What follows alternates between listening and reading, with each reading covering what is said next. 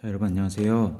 네, 이제 시험이 얼마 안 남았죠? 네, 수업 시간에 선생님이랑 같이 교과서를 통해서 시험에 나올 수 있는 중요한 것들을 한번 짚어보는 시간을 가졌었는데, 혹시라도 잘 못 들었던 친구들이나 결석한 친구들, 조퇴한 친구들이 있기 때문에 다시 한번 교과서 내용을 정리하는 시간을 영상을 통해서 가져보도록 합니다.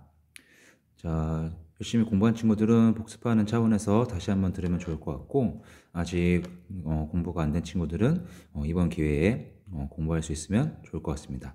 자, 교과서 한번 펴볼까요? 자, 교과서는 188쪽. 자, 교과서는 188쪽부터 선생님이 설명을 하도록 하겠습니다. 자, 188쪽.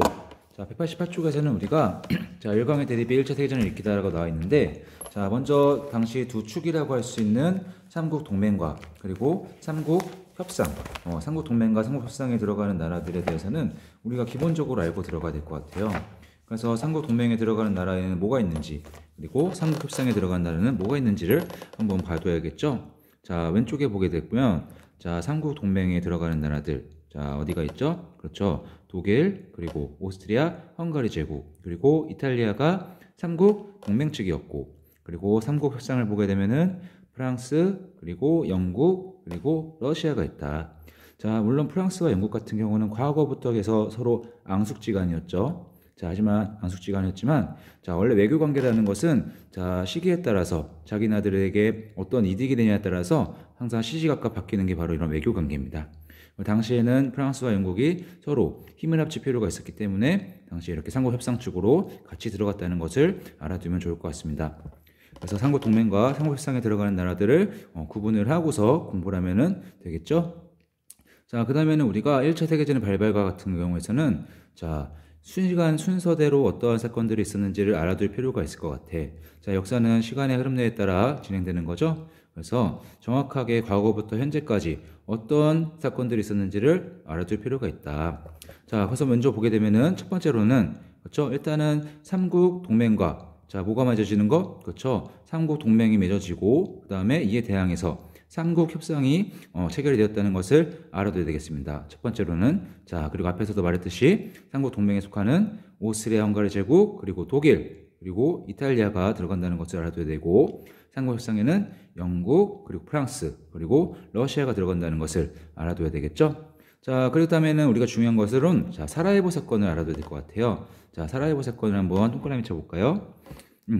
자, 당시에는 우리가 특히 발칸반도 지역에서 당시 게르만주의대 그리고 슬라브주의가 갈등하는 양상을 보이고 있다고 그랬고, 특히 세르비아 같은 경우가 이 발칸반도 지역을 집어삼키려고 했었는데, 이를 당시 이제 오스트리아라든지 이런 게르만 쪽 애들이 그거를 방해하는 상황이었고, 이에 대해서 당시 세르비아가 불만이 엄청나게 많은 상황이었다.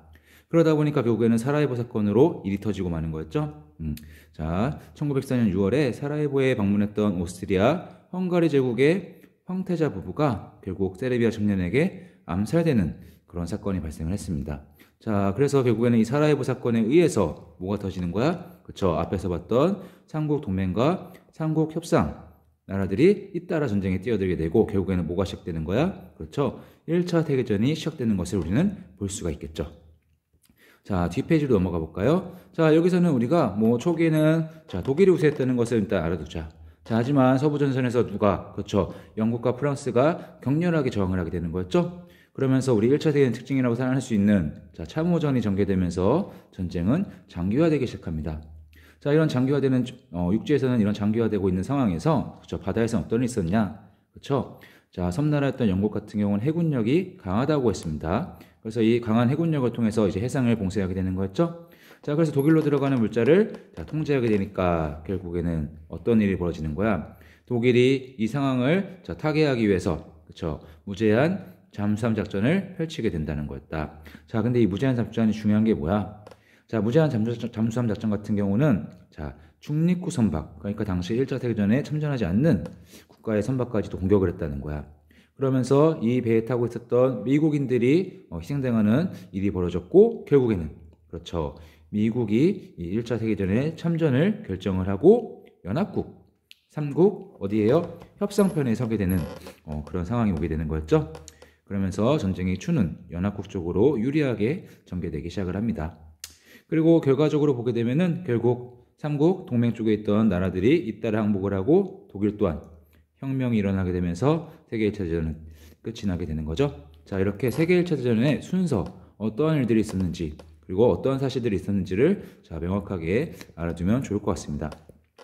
자, 뒷페이지를 가게 되면은 세계 1차 대전의 특징이라고 해서 나와 있어요. 자, 그전 시대의 전쟁과는 자, 다른 양상이 나타나게 되는데, 일단 우리 같은 경우는 총력전 기억해야 된다 그랬었죠? 총력전 같은 경우는 자, 모든 인적, 물적 자원까지 총동원하는 총력전의 양상을 띄었다라고 나와 있죠. 그래서 이 총력전의 양상을 띄면서 결국에는 여자들이 1차 세계대전에서 활약을 하게 되면서 나중에 여성들의 인권을 자, 향상시킬 수 있는 그런 결과를 가져오게 된다는 것도 같이 알아두면 되겠습니다. 자, 또한 산업혁명 이후에 기술의 발전을 통해서 신무기들도 잇따라 등장을 하게 되죠. 뭐 탱크, 장갑차, 잠수함, 그리고 기관총, 대포, 독가스 여러 신무기들이 세계 1차전 때 등장을 하게 됩니다. 자, 그리고 마지막으로는 자, 앞에서도 봤었죠? 자, 서부전선에서 영국과 프랑스가 격렬하게 저항하게 되면서 참호전의 양상을 띠게 된다 그랬어. 자, 그 참호전이 바로 뭐야? 전선이 교착 상태에 빠지자 참호를 파고 장기간 대치하게 되는 상황이 왔다는 거죠. 그래서 방금 봤었던 총력전과 신무기의 등장 그리고 참호전 같은 경우를 세계 1차전의 특징으로 자, 기억을 하고 있으면 좋을 것 같습니다. 자, 뒷페이지 가게 되면은 자, 전쟁이 끝난 이후에 일이 나와 있죠. 자, 여기서는 우리가 특히 파리 강화회의를 알아둘 필요가 있겠다. 자, 전쟁이 끝나고 나서 이제 승리한 국가들의 정상들이 전후 문제를 처리하기 위해서 모이게 돼요. 앞으로 유럽의 질서를 어떻게 잡아나갈까? 독일에 의해서 피해봤던 걸 어떻게 보상을 해야 될까? 이런 여러 가지 문제들을 의논하게 되는 거죠. 자, 그걸 우리는 뭐라 그런다? 파리 강화회의라고 하고 있습니다. 자, 그리고 파리 강화회의가 열리게 되고 결과적으로 자, 여기서 나오게 되는 게 바로 뭐야? 그렇죠? 베르사유 조약이 체결되었다는 것을 같이 알아두면 좋을 것 같죠. 자, 베르사유 조약 같은 경우는 자, 당시 전범국 중에 하나였던 독일에다가 엄청나게 많은 짐을 짊어지게 되는 그런 조약이죠. 자, 내용을 보게 되면은 자, 이 조약을 통해서 패전국이었던 독일에 대해서 전쟁 책임을 엄청나게 묻게 되죠. 그래서 그 대가로 배상금을 엄청나게 지불하게 되고 또한 식민지도 다 빼앗게 되고 영토까지 자, 승전국들이 나눠 갖게 되는 상황을 맞이하게 됩니다. 자, 그리고 여기서는 우리가 또 하나 뭐가 있어? 그렇죠? 당시 이러한 세계대전을 통해서 너무 많은 사람들이 희생이 당했고 자, 다시는 이러한 역사를 되풀이하면 안 되겠다 해서 국제평화를 위해서 그렇죠? 국제평화기구인 국제연맹을 창설했다는 것을 같이 알아둬야 되겠죠? 자, 수업 시간에도 말했었죠? 국제연맹이 갖고 있었던 단점이 바로 뭐였어? 그렇죠? 미국, 소련 등이 불참을 해. 당시 가장 강한 나라를 할 수 있는 미국, 소련이 불참을 했고 또한 자, 평화를 위협하는 이런 침략국들을 제재할 수 있는 그들을 막을 수 있는 군사적인 수단을 갖추지 못해서 당시 평화를 위해 조직되었던 국제연맹이 제 역할을 하지 못했다는 것도 같이 알아둡시다. 자, 밑에 보게 되면은 방금 전에 봤었던 그 베르사유 조약에 대한 내용이 나와 있습니다. 자, 베르사유 조약의 내용을 꼭 기억해 두면 좋을 것 같아요. 일단 이 조약의 당사자가 바로 누구였어? 독일이었죠? 독일이 누구와 맺었던 그렇죠? 승전국들과 맺었던 조약이었고 내용을 보게 되면은 독일이 모든 것을 다 완전히 가져가 버리는 그런 내용이죠. 영토도 가져가게 되고 그들이 갖고 있던 식민지도 가져가게 되고 또한 군대 수도 일정 수준 이상으로는 보유할 수 없게 됩니다. 그리고 마지막으로 막대한 양의 배상금을 독일에게 뒤집어 씌우게 되는 거였죠.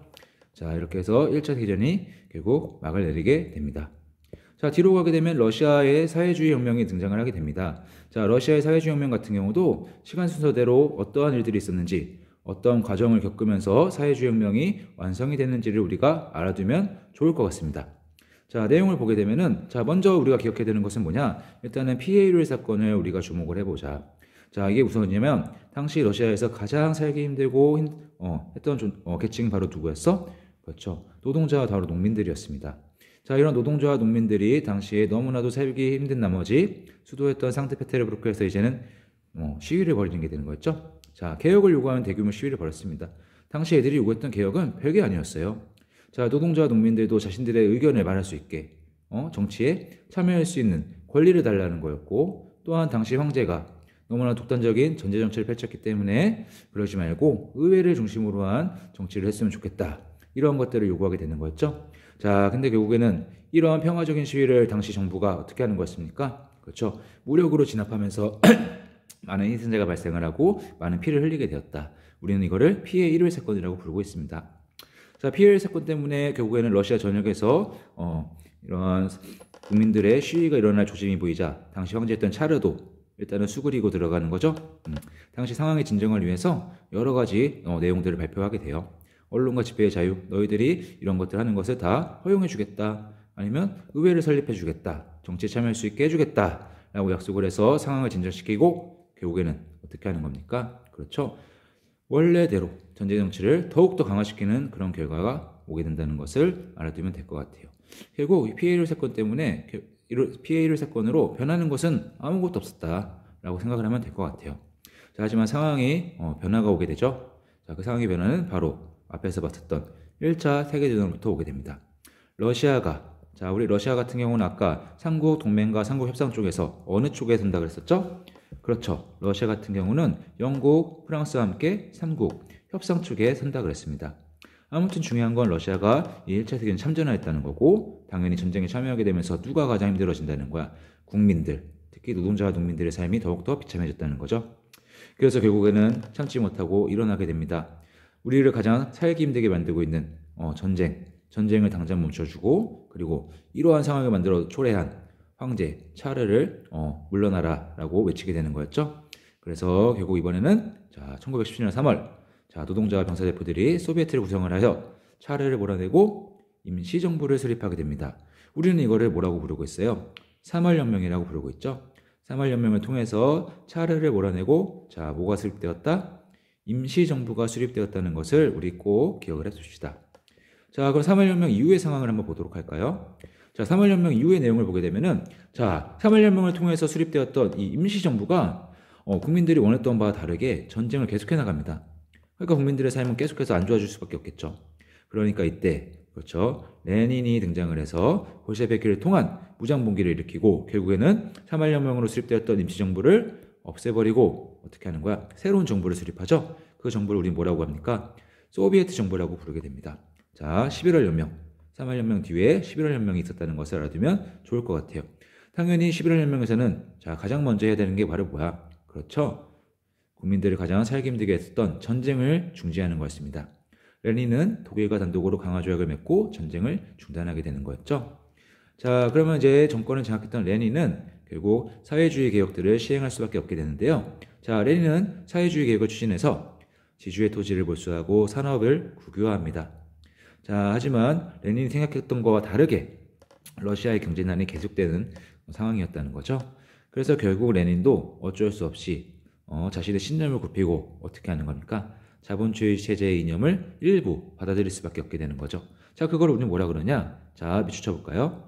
시장 경제를 일부 인정한 신경제정책, NEP라고 하고 있습니다. 자, 결국 레닌이 당시 러시아의 경제를 다시 살리기 위해서 신경제정책을 시행했다는 것을 우리가 알아두면 좋을 것 같고, 이 신경제정책이 시행된 이후에 러시아는 이제 소비에트 사회주의 공화국 연방 소련으로 재탄생한다는 것을 알아두면 좋을 것 같습니다. 자, 이를 통해서 러시아의 사회주의 혁명이 완성되었다는 것을 알 수가 있겠죠. 자, 그럼 우리 뒤로 넘어가 볼까? 자, 전후아시아 아프리카에서 민족운동이 전개되다 내용이 나와 있는데, 자, 중국에서 이런 반제국주의 운동이 어떤 식으로 이루어졌는지, 자, 여기서도 시간 순서대로 중요한 사건들을 중심으로 알아둘 필요가 있겠습니다. 자, 먼저 우리가 알아둘 게 바로 뭐예요? 그쵸? 자, 1차 세계전이 열렸었고, 여기에 누가 참전하게 되죠? 그쵸? 삼국 협상 쪽에 있었던 영국과 동맹이었던 관계가 바로 누구야? 일본이었다. 그렇기 때문에 일본 또한 누구한테 선전포고를 하는 거야? 영국과 싸우고 있는 게 바로 누구였습니까? 삼국 동맹 측의 독일이었죠? 그러니까 일본도 독일에게 선전포고를 하게 되고 전쟁에 참여하게 되는 거고, 당시 아시아 지역에서 중국 지역에 산둥지방에 독일에 대한 세력권이 있었다는 거죠. 거기를 일본이 공격해서 차지하게 되는 거죠. 그래서 일본이 산둥반도를 차지하게 되고 중국 정부에 21개의 요구를 강요를 하게 되는 상황입니다. 그래서 독일이 갖고 있던 이권을 이제 일본이 차지하게 되는 그런 상황이었던 거죠. 자, 이러한 소식이 이제 베이징 수도로 전해지게 되고, 자, 어떻게 되는 거죠? 수도가 아니라 베이징에 살고 있던 여러 사람들에게 전해지게 되고, 결국 이 중국 사람들 같은 경우가 어떻게 하는 거야? 더 이상 우리의 이권들을 빼앗길 수 없다. 다른 나라들한테. 일본한테도 빼앗겨서 너무 화가 났었는데 일본이 물러가니까, 독일한테도 빼앗겨서 화가 났었는데 이제는 일본이 나타나가지고 더한 요구사항을 내걸고 있는 거 아니야. 그래서 결국에는 베이징의 학생들이 반지국주의 반일 시위를 일으키는 거죠. 우리는 이것을 오사운동이라고 부르고 있습니다. 자, 결국 오사운동의 결과 중국 정부도 어쩔 수 없이 이런 일본의 20여 개조 요구사항을 거절하게 돼서 자, 그럼 오사운동이 끝나고 나서의 상황을 한번 보도록 할까? 자, 오사운동이 끝나고 난 뒤에는 우리가 우리 국공합작에 주목할 필요가 있어요. 국공합작. 자, 오사운동 이후에 중국에는 국민당 그리고 공산당이 중국 본토를 차지하기 위해서 경쟁하는 상황이 오게 되는데, 자, 국민당과 공산당은 원래 손을 잡을 수 없는 사이겠죠? 근데 이 둘이 손을 잡는 애가 두 번이 있다는 거야. 자, 그럼 첫 번째로는 언제? 1차 국고합작이라고 나와 있는데, 자, 누구를 대상으로 어떤 공동적인 목표가 있기 때문에 둘이 손을 잡을 수밖에 없었느냐? 그거에 주목해야 되겠죠? 자, 보자. 국민당과 공산당이, 자, 군벌과 누구를 타도하자? 제국주의. 군벌과 제국주의를 타도하자는 공동 목표 아래, 자, 첫 번째로 손을 잡게 됩니다. 이거를 1차 국공합작이라고 부르고 있죠. 자, 아무튼 국공합작을 통해서 결국 목표는 달성을 하게 되고, 목표를 달성했던 장제스가 어떻게 하는 거야? 그렇죠. 이제는 공산당을 배척을 하고 탄압을 하기 시작하는 거죠. 그래서 당시 공산당은 국민당에게 밀리게 되고, 자, 먼 길을 도망칠 수밖에 없게 되었습니다. 자, 그래서 이제는 중국 본토에서는 국민당이 우위에 있고 공산당이 열세인 상황이었었는데, 자, 누가 중국 본토에 쳐들어오게 되는 거였죠? 그렇죠. 1937년에 일본이, 자, 전쟁을 일으키게 됩니다. 일본이 중일전쟁을 일으켜 대륙 침략을 본격화하게 되고, 자, 이에 대해서 당시 어떤 문제가 있었다는 거야? 당연히 일본 쳐들어왔으면은, 자, 이 일본에 맞서서 싸워야 되는데, 당시 중국 본토에서 우세를 점하고 있었던 국민당 같은 경우는, 자, 일본과 상대하는 것보다 오히려 아직까지 그 세력이 남아있었던 공산당, 이 공산당 세력을 없애는 거에 혈안이 되어 있었다는 거야. 그러니까 국민들이 어떻게 하는 거야? 국민당에게 되게 반발하게 되는 거죠. 지금 나라가 망하기 일보 직전인데 어떻게 우리끼리 싸울 수 있느냐? 손을 잡아야 되지 않냐? 라고 요구를 하게 되고, 결국 국민당과 공산당이 두 번째로 손을 잡게 됩니다. 자, 이번에는 뭘 위해서? 그쵸? 중국 본토로 쳐들어왔던 일본에 대항하기 위해서 대일항전을 위해 다시 연합하였다는 겁니다. 이걸 우리는 두 번째 국공합작, 제2차 국공합작이라고 부르게 되는 거죠.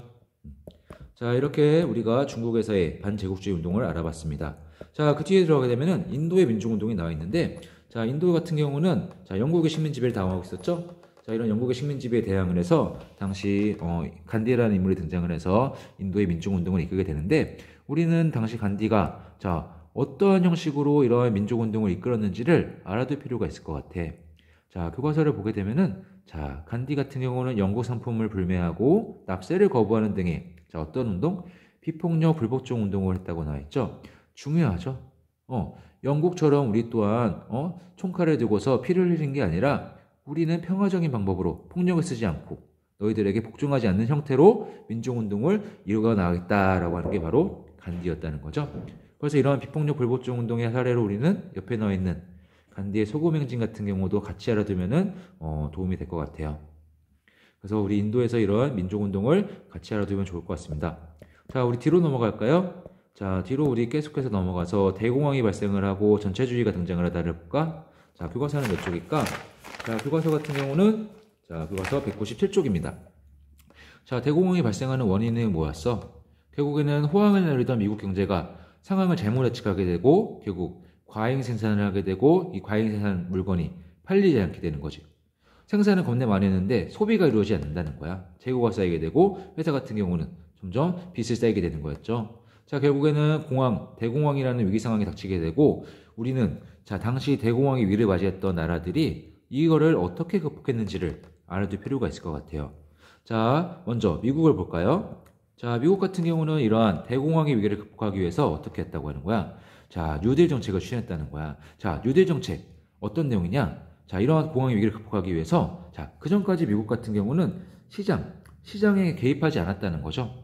자, 국가가 나서서 시장 경제에 개입하게 되면은 그 시장이 더욱더 혼란스럽고 어려워질 수 있다라고 생각을 했기 때문에 개입을 하지 않았다는 거야. 시장이 자유롭게 생산을 많이 하든 적게 하든 그런 거에 상관하지 않았다는 거야. 하지만 그렇기 때문에 이러한 대공황의 위기가 닥쳤다는 거고, 이를 극복하기 위해서는 이제는 국가가 가만히 있는 게 아니라 어떻게 하겠다는 거야? 경제에 적극적으로 개입하겠다는 거죠. 그래서 국가가 경제에 적극적으로 개입해서 조정자 역할을 하는 뉴딜 정책을 펼치게 됩니다. 자, 미국이 뉴딜 정책을 시행했다면은 영국과 프랑스는 이와 다른 방식으로 이 공황의 위기를 극복하게 됩니다. 자, 영국과 프랑스를 보게 되면은, 자, 뭐라고 나와 있어요? 그렇죠? 영국과 프랑스 같은 경우는 식민지를 많이 보유하고 있었고 이 식민지를 적극적으로 활용하는 정책을 펼치게 됩니다. 본국과 식민지를 하나로 묶는 블록 경제를 구성한다는 거죠. 그래서 이런 블록 경제를 통해서 이 대공황의 위를 극복하려고 했다는 거다. 자, 내용은 바로 뭐예요? 자, 과잉 생산된 물품은 그렇죠. 식민지에다 다 넘겨버리는 거야. 식민지에다 넘겨버려서 소비를 하게 되는 거고 또한 수입품, 다른 나라의 물건이 영국과 프랑스에 들어오게 되는데 그 물건이 팔리게 되면은 자국에 생산된 물건이 안 팔릴 수밖에 없으니까 어떻게 하는 거죠? 외국에서 들어오는 물건에 대해서 높은 관세를 때려버려서 그렇죠? 물건값을 상승시키고 결국엔 안 팔리게 하는 그런 철저한 보호무역을 시행하게 된다는 게 바로 영국과 프랑스의 블록 경제였다는 것을 알아줍시다. 자, 밑에 보게 되면은 뉴딜정책의 특징이 나와 있죠? 자, 뉴딜정책 아까 전에 뭐라 그랬어? 국가가 적극적으로 개입하는 정책이라 그랬었죠? 자, 그럼 그 애는 뭐가 있을까? 자, 주요 내용으로 보게 되면은 첫 번째로는 자, 농업과 산업 생산량의 조절이 있습니다. 그렇죠? 공황의 위기가 찾아온 것도 결국에는 생산량을 조절하지 못했기 때문이었어. 그러니까 이제는 국가가 나서서 이 생산량을 조절하게 된다는 거죠. 자, 두 번째로는 자, 실업자가 되었던 노동자, 농민들의 생계를 국가가 나서서 지원해주게 됩니다. 자, 세 번째로는 당시에 실업자들이 너무 많아요. 실업자가 계속되면은 결국은 소비가 이루어지지 않게 되고 경제 상황은 계속해서 더욱 안 좋아질 수밖에 없단 말이야. 그러니까 실업자들이 일을 해서 월급을 받게 되고 그 받은 월급을 시장에다가 소비를 해야지 경제가 돌아갈 수 있기 때문에 국가가 적극적으로 나서서 국토개발, 대규모의 토목사업들을 통해서 일자리를 창출해서 실업률을 낮추게 되는 거죠. 그리고 마지막으로는 연금과 실업보험 등의 복지 혜택을 강화시켰다는 것을 우리는 알 수가 있습니다. 자, 그럼 뒤로 넘어가 볼까? 자, 방금 앞에서 미국과 영국, 프랑스 같은 경우는 경제적인 방식을 통해서 이런 공황의 위기를 극복하려고 했던 반면에 자, 여기 나오는 이탈리아라든지 독일 그리고 일본 같은 경우는 어떻게 했다는 거야? 자, 군사력을 앞세워서 다른 나라를 침략을 하고 그 침략을 통해서 식민지를 삼고 그 식민지를 통해서 이런 공황의 위기를 극복하려고 했다는 거였죠. 그리고 그 배경에는 당시 이탈리아와 독일에 찾아왔었던 뭐가 있습니까? 전체주의가 있었습니다. 자, 전체주의 같다는 말은 여러분 잘 알고 있죠? 개인의 희생을 통해서 국가가 더욱더 발전하는 게 바로 이런 전체주의였잖아. 개인의 희생은 국가의 발전을 위해서 어쩔 수 없다는 것이 바로 전체주의였습니다. 자, 이탈리아에서는 이런 전체주의가 뭐로 나타나는 거였어? 그렇죠. 무솔리니의 파시스트당, 파시즘으로 나타나게 된 거였고, 자, 독일에서는 히틀러의 나치당으로 나타나는 거였습니다. 자, 여기서는 우리가 특히 하나 더 알아둬야 되는 것은 나치, 독일의 히틀러 같은 경우는 이러한 전체주의에 더해서 유대인을 탄압하는 게르만 우월주의였죠. 그래서 유대인을 탄압하는 인종주의 정책까지 함께 곁들였다는 것을 알아둬야 되겠습니다.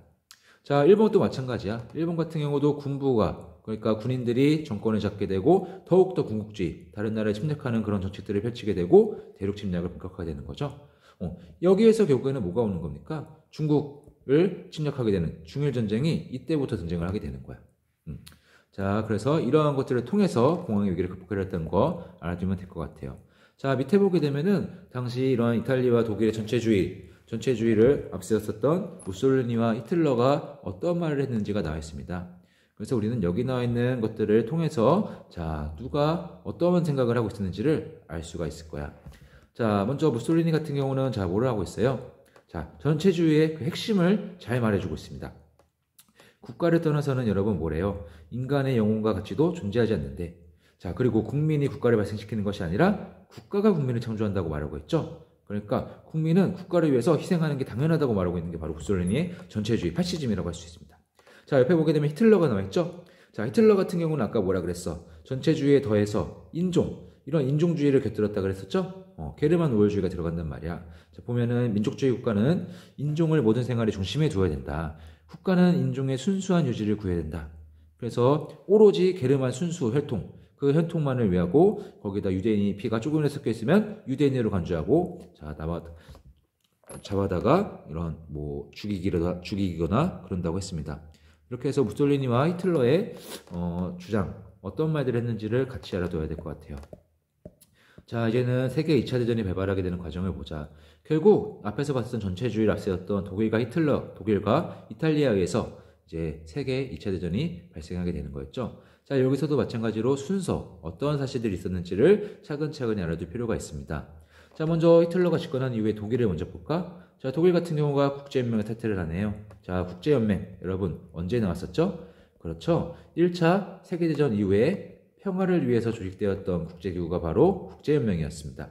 자, 여기서 독일이 탈퇴했다는 거고, 또한 재무장을 선언했다. 자, 재무장을 선언했다는 것은 뭐를 말하고 있는 거죠? 그렇죠. 우리 베르사유 조약 기억나요? 베르사유 조약을 통해서 독일 같은 경우는 군인 수라든지 아니면 무기라든지 이런 것들을 제한이 당했단 말이야. 근데 이거를 재무장을 한다는 것은 군인도 늘리고 무기도 늘리겠다는 거죠. 그렇죠. 베르사유 조약을 파기했다는 거야. 전쟁의 준비를 본격적으로 시작하게 되는 거였죠. 자, 그러면서 이제는 독일 자신들과 함께 이제는 침략 전쟁을 벌일 수 있는 그런 동맹국들을 구하게 되는 거였죠. 그 대상은 무솔리니가 이끌고 있었던 이탈리아와 그리고 군부 세력이 정권을 장악하고 있었던 일본이 되겠습니다. 그래서 독일과 이탈리아 그리고 일본이 손을 잡게 되는 그런 상황이 왔다는 거고, 자, 결국에는 어떤 일이 벌어지는지 한번 볼까? 자, 먼저 영토에 대해서 조금씩 영토를 넓혀가 나가는 걸 볼 수가 있네요. 자, 1938년에 독일이 그렇죠, 오스트리아를 병합을 하고 체코슬로바키아 일부를 점령을 합니다. 자, 당시에 영국과 프랑스 같은 경우는 유화 정책이라고 해서 독일을 달래줘서 독일 애들이 혹시라도 모를 전쟁을 다시 일으키지 않게 달래주는 그런 정책을 펼치고 있었다. 그렇게 오스트리아를 병합을 하고 체코슬로바키아 일부를 점령하는 것도 묵인해주고 허용해줬다는 거였죠. 근데 독일의 생각은 전혀 달랐다는 거였죠. 자, 이런 오스트리아를 병합을 하고 체코슬로바키아에 점령을 하고 나서 본격적으로 영토 침략에 대한 야심을 드러내게 되는 거였죠. 결국 그게 언제? 그렇죠. 1939년 독일이 비밀리에 소련과 불가침 조약, 서로 침략하지 않겠다는 조약을 맺고 폴란드를 침공함으로써 세계 2차 대전이 발발하게 됩니다. 자, 세계 2차 대전 같은 경우도 당연히 이번 같은 경우도 철저하게 준비를 했었던 독일이 아주 밀어붙이게 됩니다. 네. 그래서 먼저 폴란드를 점령했던 독일은 어떻게 되는 거야? 잠시만요. 자, 미안합니다. 네. 자, 독일이 폴란드를 침략을 하게 되고 결국 세계 2차 대전이 시작을 하게 됩니다. 자, 전쟁 초반에는 준비를 철저히 했던 독일이 아주 속전속결로 밀어붙이게 되는 상황이 오게 되는데요. 자, 폴란드를 점령을 하고 어떻게 되는 거였어? 그렇죠? 벨기에, 네덜란드를 거쳐 프랑스까지 단숨에 함락을 시키게 됩니다. 자, 그리고 프랑스가 함락을 당하게 되고 프랑스를 이끌고 있었던 드골 같은 경우는 그렇죠, 섬나라 영국으로 넘어가서 임시정부를 구성을 하고 항전을 이어가게 되는 거였죠. 자, 그럼 뒤로 넘어가 볼까? 자, 뒤로 넘어가 보면은 자, 독일은 이제는 발칸반도까지 집어삼키게 되었네. 1차 대전 때 원인이었던 그 발칸반도, 유럽의 화약고라고 불리던 발칸반도까지 점령을 하게 되고 이제는 유럽의 대부분을 장악하게 됩니다. 자, 근데 독일 같은 경우가 앞서서 소련과 불가침 조약을 맺었다고 했는데 그 불가침 조약을 깨게 되는 상황이 오게 되는 거였죠. 왜? 전쟁이 길어지게 되면서 자원 확보에 어려움이 있었고 이러한 자원 확보를 위해서 결국 풍부한 자원을 자랑했었던 소련을 침공하게 됩니다. 자, 이제는 아시아로 한번 가볼까요? 자, 아시아 같은 경우는 중일 전쟁을 일으켰던 일본 같은 경우도 자, 자원 확보가 중요해지게 됩니다. 그래서 이런 자원 확보를 위해서 동남아시아로 침략을 하게 되는데 이런 동남아시아 같은 경우는 미국이 여러 이권을 갖고 있었고 미국이 이러한 일본의 침략에 대해서 어떻게 하는 거였어? 그렇죠. 경제 본세로 맞서게 됩니다. 석유라든지 이런 중요한 자원들을 일본으로 들어가지 못하게 막아버리는 거였죠. 우리가 수업 시간에 봤던 영화 진주만에도 나와 있었죠. 석유 수입이 막히게 되면서 일본이 전쟁을 수행하는 능력을 거의 상실하기 일보 지점까지 갔다는 것을 우리가 봤습니다.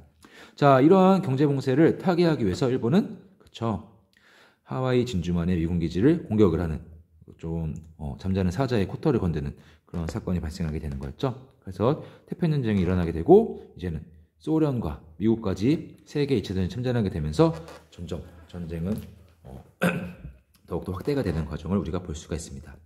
자, 그 뒤를 보게 되면은 자, 어떻게 되냐? 자, 이러한 미국과 소련이 참전하게 되면서 전쟁이 양상이 바뀌게 됩니다. 어떻게 바뀌게 되냐? 자, 미국이 일본과 태평양 미드웨이에서 붙게 되는데 여기서 미국이 승리를 하게 되고 자, 소련 같은 경우도 자, 누구랑? 그렇죠? 독일과 스탈린그라드에서 한바탕 붙게 되고 여기서 미국과 소련이 다 승리를 하게 되는 거였죠. 그래서 승기를 잡게 되고 자, 거기다 최후의 카운터 펀치는 바로 뭐였어? 연합국이 노르망디의 상륙작전에 성공하게 되면서 프랑스를 해방을 하고 독일로 진격하게 되는 거였죠. 결국 이 세 개의 전투가 이 세계 2차전의 향방을 가르는 중요한 전투였다는 거야. 미드웨이 해전과 스탈린그라드 전투 그리고 노르망디 상륙작전을 같이 알아둬야 되겠죠. 자, 그래서 결국 전쟁은 어떻게 됩니까? 독일이 먼저 이탈리아가 먼저 항복을 하게 되겠죠. 이탈리아가 항복을 하고 독일도 항복을 하고 마지막에는 핵폭탄을 맞았던 일본까지도 항복을 하게 되면서 이제 세계 2차전은 연합국의 승리로 끝나게 된다는 것을 우리가 알 수가 있습니다. 자, 뒤로 넘어가 볼까요? 자, 민주주의 확산 같은 경우에서는 자, 1차 세계대전, 2차 세계대전을 거치면서 이제는 당시 전쟁에 참여했었던 노동자와 농민들 그리고 여자들까지 그동안 누리지 못했던 정치에 참여할 수 있는 권리들을 획득하는 과정들이 나와 있습니다. 그래서 대표적으로는 우리가 이 바이마르 공화국을 한번 알아둘 필요가 있을 것 같아요. 독일에서 있었던 1차 세계대전이 막바지에 독일에서 혁명이 일어나게 되는데 그 혁명을 통해서 바이마르 공화국이 탄생을 하게 되고 여기서는 새로운 헌법을 제정을 하게 되죠. 바이마르 헌법입니다. 자, 바이마르 헌법의 내용을 보게 되면은 국민이 대통령을 직접 선출하고 20세 이상 남녀 모두가 선거권을 행사하는 보통 선거가 이루어진다고 말을 하고 있네요. 자, 중요한 게 바로 뭐야? 자, 그 전까지 우리가 알고 있는 보통 선거와 관련해서 알고 있는 게 바로 뭐가 있습니까? 영국의 노동자들이 일으켰었던 차티스트 운동 기억나나요? 자, 차티스트 운동에서 있었던 인민헌장, 그 인민헌장을 보게 되면은 자, 성인 남성의 보통 선거권을 요구하고 있었잖아. 당시에는 여자들은 선거에 참여할 수 있는 권리에 대해서 요구조차 못하는 상황이었다는 거야. 하지만 시간이 흘렀고 1차 세계전에서의 여성들의 활약이 있었고 결과적으로 20세 이상 남녀 모두가 선거권을 행사하는 보통 선거가 독일에서 이루어질 수 있었다는 것을 우리가 알 수가 있습니다. 자, 뒤로 넘어가 봅시다. 자, 계속해서 뒤로 넘어가게 되면은 자, 전체주의를 극복하기 위한 노력들이 나와 있죠. 자, 전체주의, 독일과 그리고 이탈리아에서 이런 전체주의가 나타나고 우리가 공부를 했었는데 자, 이런 전체주의 같은 경우는 국가를 위해서 개인의 희생을 당연히 여기다 보니까 개인의 자유라든지 이런 것들이 억압되는 상황이었습니다. 그러니까 이러한 독재가 당연히 이룰 수밖에 없고 민주주의를 원하고 있던 그런 사람들에 의해서 저항운동이 일어나게 되는 거였죠. 자, 프랑스라든지 아니면 에스파냐 같은 경우는 이러한 전체주의에 대항하기 위해서 자, 뭐가 구성되는 거야? 그렇죠? 전체주의에 대항하는 인민전선이 수립되어서 대항한다는 것을 우리가 알 수가 있습니다. 자, 근데 독일 같은 경우는 그게 좀 어려웠다는 거죠. 왜? 독일을 이끌고 있었던 히틀러와 나치당은 자, 그들만을 위해서 일하고 있는 누구? 그렇죠. 비밀경찰이라고 불리는 게슈타포라고 불리는 비밀경찰과 친위대를 동원을 해서 이런 전체주의를 뭔가 해하려고 하거나 아니면은 저항하려고 하는 세력이 있으면 철저하게 탄압을 했다는 거였죠. 그래서 결국 독일에서는 이러한 전체주의를 극복하기 위한 노력이 다 물거품으로 돌아갈 수밖에 없었다는 것을 우리가 알아두면 좋을 것 같아요. 자, 그래서 뒤로 넘어가 볼까? 자, 이제는 뒤에는 인권 회복과 평화 확산을 위한 노력이 나와 있네. 자, 독일과 일본 같은 경우는 이런 전쟁을 통해서 엄청나게 잔혹한 일들을 많이 벌였습니다. 대량 학살은 기본이고 인권 유린하는 일들도 마찬가지였죠. 자, 옆에 보게 되면은 그 내용이 나와 있어요. 자, 전 세계가 다 알고 있는 사실들이죠.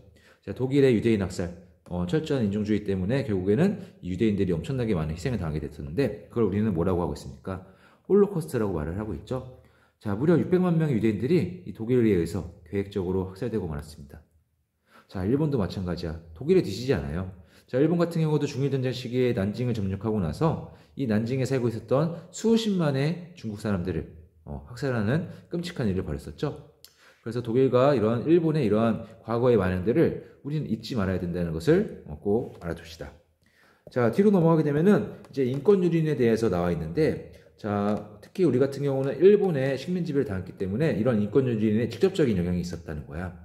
자, 우선 남자들 같은 경우는 여러분 어떤 일들이 있었을까? 당연히 전쟁을 확대하게 되면서 노동력이라든지 군인이 부족했을 거고 이런 것들을 보충하기 위해서 당시 식민지였던 한국이라든지 대만이라든지 아니면은 점령 지역의 남자들을 군인이나 노동자로 동원하였다는 것을 우리가 알 수가 있습니다. 자, 남성인 같은 경우는 이렇게 군인이나 노동자로 끌려갔다는 거고 여자들은 어땠죠? 그렇죠. 여성들 같은 경우는 일본군의 위안부로 끌려가서 성착취를 당했다는 것을 우리가 알 수가 있죠. 이런 위안부 문제 같은 경우는 오늘날 살아계신 할머니분들을 통해서 세상에 공개가 되었던 거고 이제는 그 할머니분들도 몇 분 안 남아 계신 게 정말 안타까운 일이죠. 왜 안타까운 거야? 이런 위안부 문제에 대해서 일본이 제대로 된 사과를 하지 않았기 때문이야. 그러니까 제대로 할머니들께서 편안하게 눈을 감으실 수 있을까요? 그렇죠? 그래서 그렇기 때문에 우리는 이런 과거에 일본이 저질렀던 이런 만행들을 잊지 말고 그들이 반성할 수 있도록 끊임없이 그들에게 상기시켜줄 필요성이 있습니다. 자, 뒤로 넘어갑시다. 자, 뒤로 넘어가게 되면은 평화를 유지하기 위한 노력이 나와 있죠. 자, 우리는 1차 세계대전 때 만들었던 국제연맹을 알고 있을 거야. 근데 국제연맹 같은 경우는 평화를 위해서 평화를 위협하는 세력들을 제재할 수 있는 수단, 군사적인 수단이 없었다는 것을 알고 있죠. 자, 하지만 국제연합은 달랐다는 거였죠. 자, 1941년에 영국과 미국이 자, 세계대전이 한창일 때죠. 이때 이미 새로운 국제평화의 기구를 만들자고 하는 그런 합의가 있었습니다. 그리고 그런 합의가 언제? 그쵸, 전쟁이 끝나고 난 뒤에 세계 51개국 대표가 모여서 결국 뭘 만드는 거야? 국제연합. 오늘날 우리가 유엔이라고 부르고 있는 국제연합을 설립하게 되는 거였죠. 자, 그 국제연합에서 뭐가 있다는 거야? 이러한 평화를 위협하는 국제 분쟁을 조정을 하기 위해서 뭘 만들었다는 거야? 국제연합군, 유엔군을 만들었고 이 유엔군을 통해서 평화를 위협하는 세력들을 제재할 수 있게 되었다는 것을 우리가 알 수가 있습니다. 자, 뒤로 넘어갑시다. 자, 뒤로 넘어가게 되면은 여러분 대단한 마무리 문제가 나와 있죠. 자, 여기에 나와 있는 것들은 여러분이 공부를 마치고 난 뒤에 한 번씩 풀어보고 답을 맞춰봤으면 좋을 것 같아. 자, 정답 같은 경우는 교과서 맨 뒤쪽을 보게 되면은 아마 정답이 나와 있을 겁니다. 그 정답을 보고서 여러분이 확인을 하는 시간을 갖도록 하세요. 자, 그러면은 여러분 여기까지 하고 이제 6단원, 나머지 6단원 내용은 또 다른 영상으로 선생님이 올리도록 할게요.